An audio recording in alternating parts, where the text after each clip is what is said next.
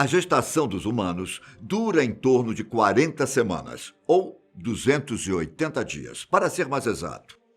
A gravidez causa muitas modificações no organismo e alterações psicológicas do corpo da mulher.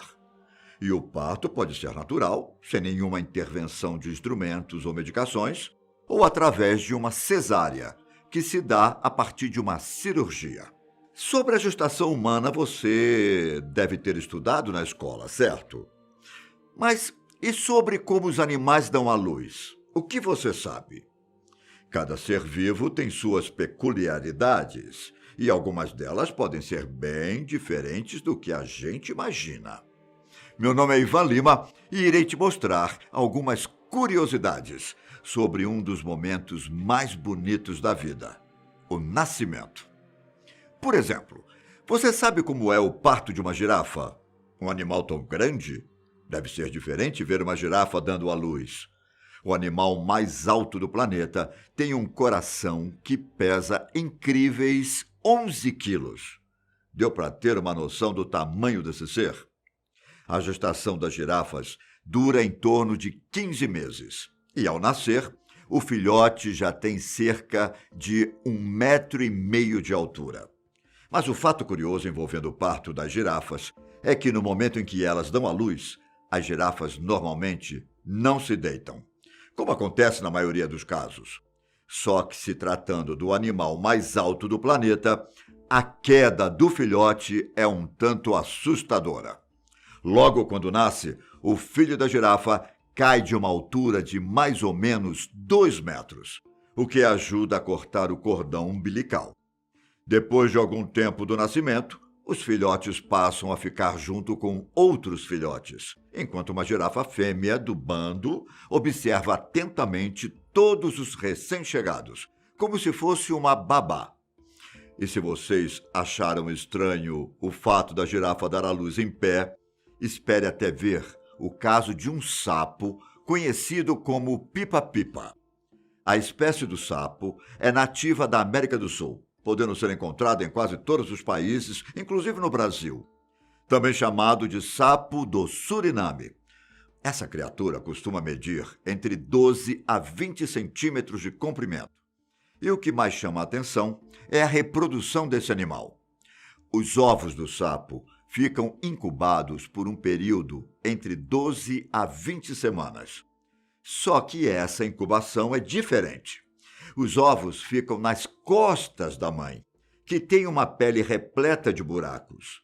Durante a incubação, a pele cresce sobre os ovos até a hora do nascimento. E depois que os filhotes eclodem, eles se contorcem nos buracos para então sair da pele da mãe. Estranho esse animal nascer das costas da mãe, não é? Bom, no caso das hienas, o processo é um pouco mais comum, porém muito sofrido. Elas vivem em regiões da savana africana e são consideradas grandes predadoras. Apesar de terem fama de carniceiras, elas perseguem suas presas a velocidades de até 64 km/h. E caçam em grupos com até 100 indivíduos. E para que o processo reprodutivo tenha sucesso, tudo depende das fêmeas e de um órgão. Por serem muito agressivas, os machos, ao cortejá-las, devem ter certeza das intenções da fêmea antes de se aproximar, para que não morra no processo. Em relação ao órgão, vocês sabiam que as fêmeas possuem o que é chamado de pseudopênis, que, na verdade, é um clitóris estendido? Depois de 98 a 110 dias de gestação, nascem geralmente 2 filhotes, que saem por um canal do tal clitóris estendido, que é minúsculo. Por isso, muitos bebês acabam morrendo sufocados enquanto passam pelo canal. E, às vezes, até as mães acabam morrendo na hora de dar à luz. Na Austrália, existe uma vespa que tem o processo de reprodução mais bizarro de todos. Chamada de Zatipota, essa espécie de vespa consegue transformar uma aranha em zumbi e usar ela para sua reprodução. Essa vespa tem a capacidade de manipular o comportamento das aranhas. Ao atacar a aranha, a vespa coloca um ovo no abdômen do aracnídeo, que se choca e deixa a larva alojada dentro do animal. Com o passar do tempo, ela vai se alimentando da hemolinfa da aranha, que é o fluido corporal circulante do corpo dos animais invertebrados, e vai ficando cada vez maior e mais forte. Enquanto está zumbificada, a aranha deixa seu habitat e cria um casulo para a larva. Quando a larva está pronta para ir para o casulo, ela devora a aranha, de dentro para fora, e entra no casulo para ficar lá por cerca de 11 dias. Esse é um dos casos mais estranhos de reprodução na natureza. Tão curioso quanto o processo da vespa australiana é o da planária. Com cerca de 1,5 cm de comprimento, as planárias são platelmintos, geralmente encontrados em córregos, rios ou lagos. Elas costumam se alimentar de moluscos, de outros vermes e de cadáveres de animais maiores. Aliás, as planárias têm uma característica diferente.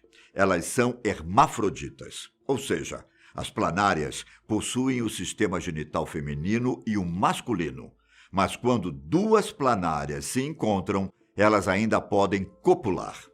Na reprodução assexuada, a planária simplesmente se divide em duas partes. Como elas têm a capacidade de se regenerar, cada uma das partes divididas se regenera e dá origem a uma nova planária. É como se dividisse uma pessoa ao meio e as duas partes se regenerassem, formando duas pessoas. Se cortar uma planária em vários pedaços, dependendo da forma como o corte foi feito, cada pedaço pode dar origem a uma planária inteira. A natureza é realmente magnífica. E o caso do ornitorrinco? O que você sabe sobre ele? Esse é um animal diferente de tudo que você já viu. Ele é um mamífero, disso todos vocês sabem. Mas vocês sabiam que ele é um dos únicos mamíferos que bota ovos? Sim, além de mamíferos, eles são ovíparos e semiaquáticos. Esse animal pode alcançar 49 centímetros de comprimento e costuma viver em lagos e rios. As fêmeas possuem glândulas mamárias, mas não há mamilos, e o leite é lambido pelos poros da pele. Depois que a fêmea coloca o ovo em uma toca, eles se desenvolvem por 2 semanas, enquanto a fêmea os esquenta com o rabo. Leva mais ou menos de 6 a 10 dias para o filhote nascer. No nascimento, os filhotes desenvolvem uma espécie de dente, que serve para quebrar o ovo. Porém, eles perdem o pequeno dente à medida que vão chegando à fase adulta. O engraçado é que os filhotes nascem sem pelos e completamente cegos, se tornando seres muito vulneráveis. Eles permanecem no ninho até serem desmamados. E o parto de um elefante? Você consegue imaginar como é? Assim como as girafas, os elefantes também dão à luz em pé. Aliás, os elefantes têm uma das gestações mais longas da natureza.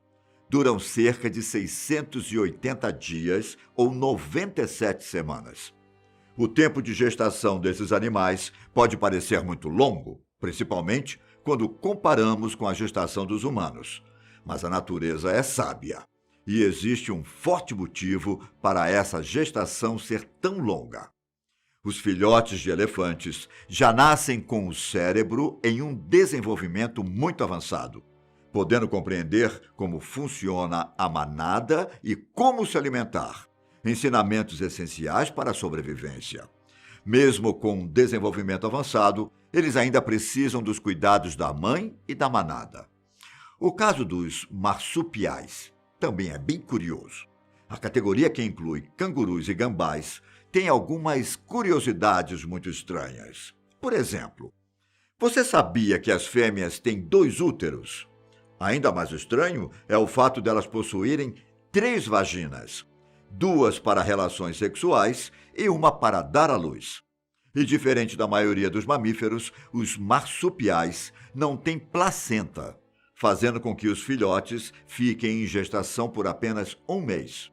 Eles nascem quando ainda estão em estágio embrionário E embora seus olhos e ouvidos não estejam prontos nesse estágio, o nariz, a boca e os membros da frente estão desenvolvidos o suficiente para o filhote subir na bolsa da mãe, onde continuam crescendo. Ou seja, os cangurus nascem no estágio embrionário e acabam de se desenvolver na bolsa da mãe. Vocês perceberam que em quase todos os casos que eu citei, geralmente quem dá à luz é a mãe? Pois é. Mas existe um caso na natureza que é completamente diferente disso. Eu estou falando dos cavalos marinhos. Você sabia que o cavalo marinho macho pode engravidar? O que permite isso é o fato de que o macho tem uma bolsa incubadora, na qual ele transporta os ovos depositados pela fêmea, uma bolsa parecida com a dos cangurus.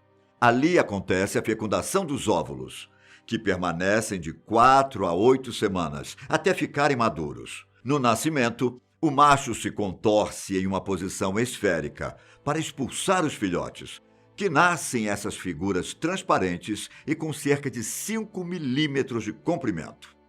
E você? Qual dessas gestações te surpreendeu mais? Eu me despeço por aqui. E não esqueça de se inscrever no canal. Até a próxima. Tchau!